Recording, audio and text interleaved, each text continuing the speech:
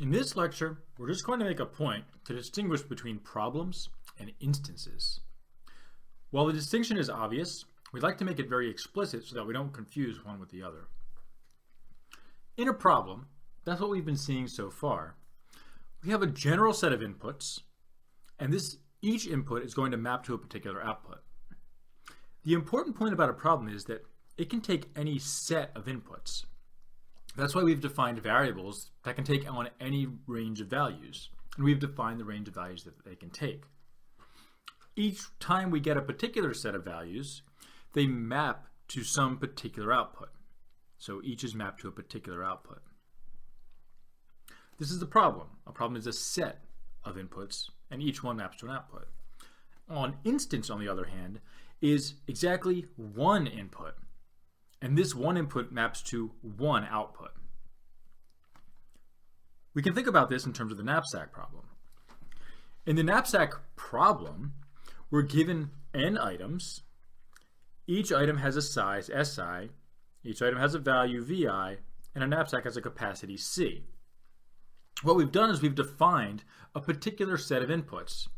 A set of inputs is this set of items, a size for every item, a value for every item, and a knapsack capacity C. These different variables, Si, Vi, C, and capital N, can take on any number of values.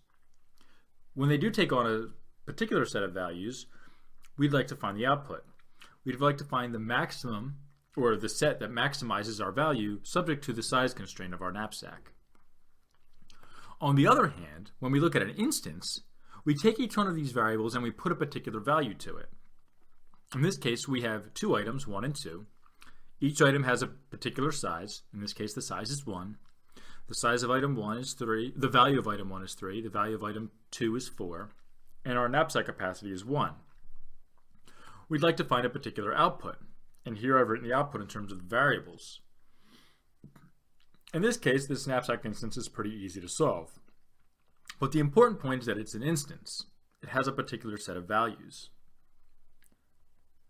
Another way to look at this distinction between problems and instances is that a problem is a set of instances.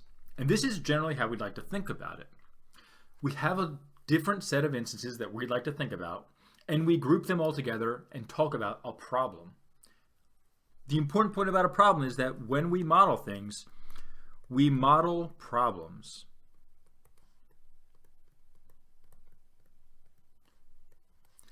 It's very rare that we're ever going to model a particular instance of a problem. We're going to model sets of instances. And when we think about a problem, what we'd like to think about is the set of instances that we'd like to model. We'd like to keep this distinction clear going forward through the course.